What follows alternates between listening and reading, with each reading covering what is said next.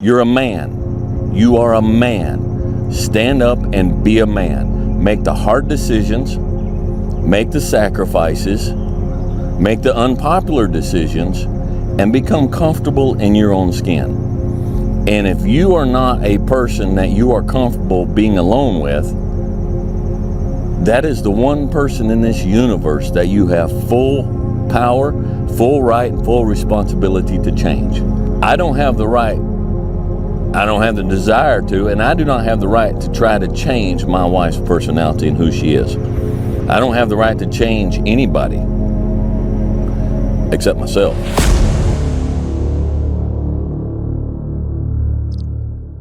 I wanted to run out of that tunnel to prove to everyone that I worked. What? That I was somebody. Oh, you are so full of crap. In this lifetime, you don't have to prove nothing to nobody except yourself.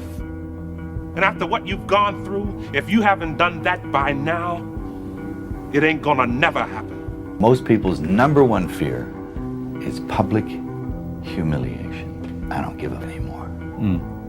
I'm not afraid of it. In the end, I don't care whether you love me or you hate me, just as long as I win. Lose! I don't lose! I win! I win! That's my job! That's what I do! Tired, 14 days, 13 days, don't mean nothing. Tired is only in the mind. You tell yourself you're tired, you're gonna be tired. I don't get tired. Marcus Aurelius says your only focus should be on getting better at what you're doing. Focus on what you're doing, get better at what you're doing. Everything else is a complete waste of time. Do you actually want to do this or not? Do you actually want to do this or not? Because if you actually want to do it, what's going to stop you? Nothing. And if you don't really want to do it, what's going to stop you? Just about anything that comes up. Just about any obstacle that gets in your way becomes an excuse. It becomes a reason. It becomes a rationale for not proceeding down that path. The humbling reality that I'm not special, and if you want to be good at anything, you have to work really hard. And if you want to be the best in the world at something like I do, I want to build robots better than anybody else in the world. So what you say is, I am unstoppable. I'm unstoppable. I'm unstoppable. I don't care what it is, I'm unstoppable. Nothing will stop me.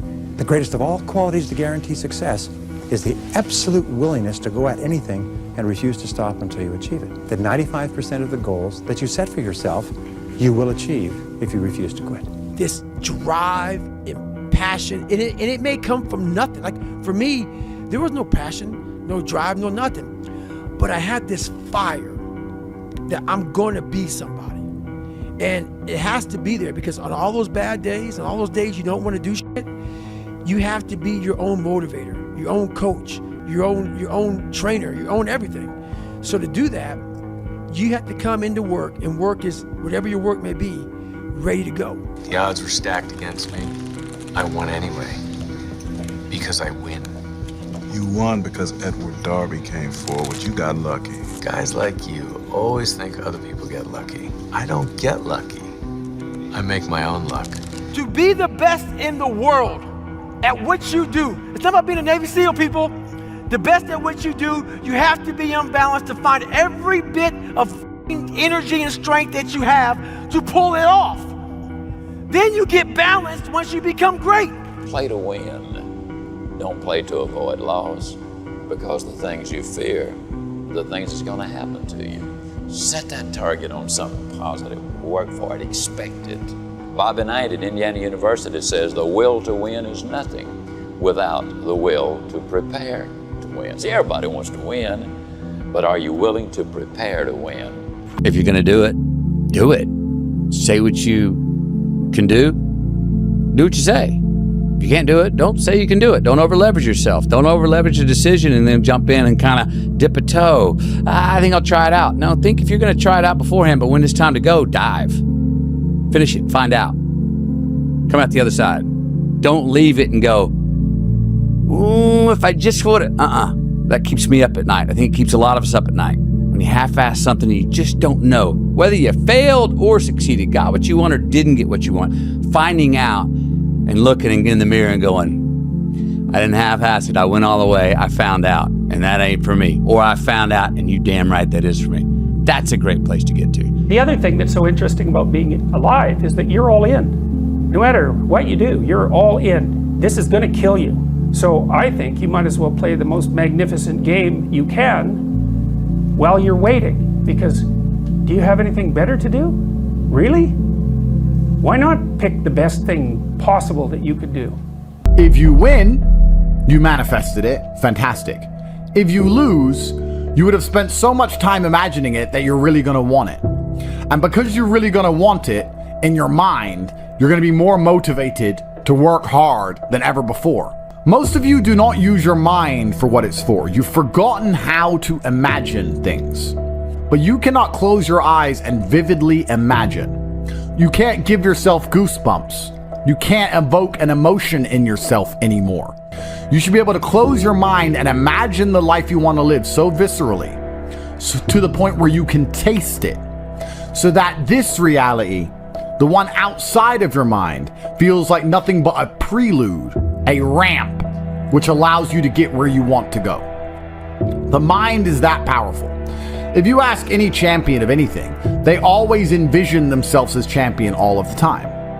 And the reason they do that is, one, so they feel confident, but two, so that if they don't become champion, they're more angry and more motivated for the next attempt to ensure that they do become champion. So that's the mentality and the mindset you have to have. Your mind is your number one ally in all things. A lot of you have been sabotaged internally by your own mind. Your own psyche is working against you. When you have negative thoughts that prevent you from being the best version of yourself, you should understand that your mind is attempting to betray you, and you should feel disgust because you have enough enemies. There are enough people in that opposing trench trying to destroy you. If you're watching this and listening to this right now, I promise you, if I were to give a button to most humans on this planet, if I were to go up to an average man, 25-year-old man of average income anywhere in the world, and say, if you press this button, this guy's gonna die. And I'll show a picture of you holding your dog, cuddling, being a nice little boy, whatever you're doing. I'll make you look sweet and innocent. I'll say, if you press this button, this guy dies, but you get $100 million. You do understand that 99.9% of people will press that button, right? And they'll take that 100 million without remorse. They won't really think about you very much. And if they do, they'll distract themselves with a Lamborghini and with bitches. That's it. They won't care about you. There's enough people in the opposing trench who are prepared to destroy you for self-interest that the idea of you not having every single part of you on your own side is truthfully sad.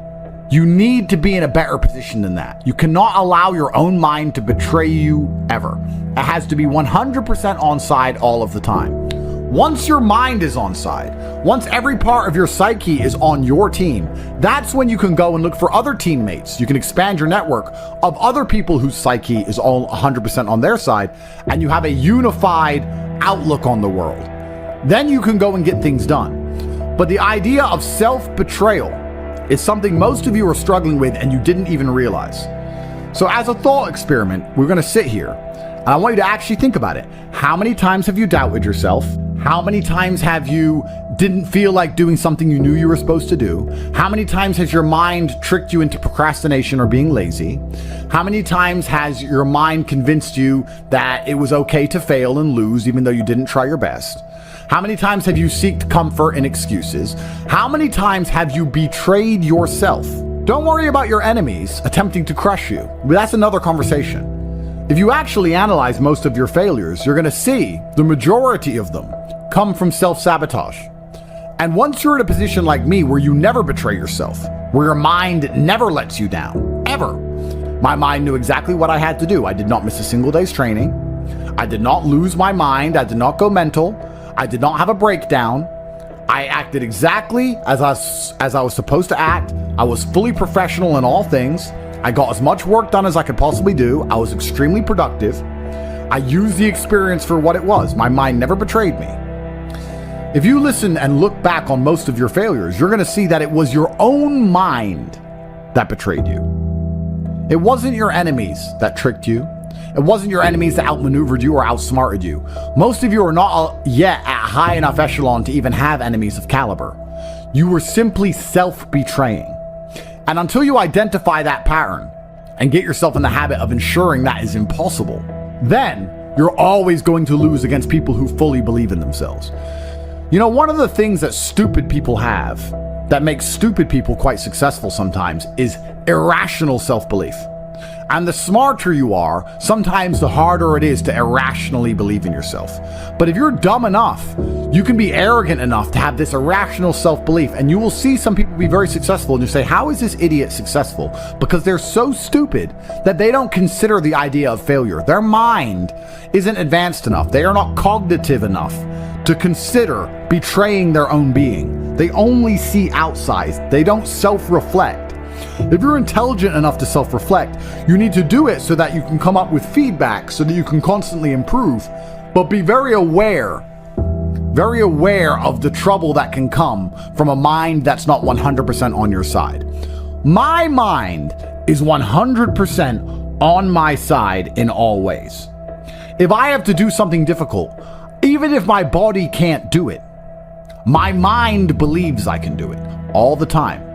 And you'd be amazed how much of life, even in the physical realm, is mental. If you believe you can run a marathon, you can run a marathon. If you don't believe you can run a marathon, you can't run a marathon. Because a marathon is hard. And by believing in it, by truly believing you can do it, then you will your body to a different level than if you don't believe you can do it. It's the same with absolutely all things, including making money, including the gym, including dealing with mental struggle. Anxiety is self-betrayal. Panic is self-betrayal.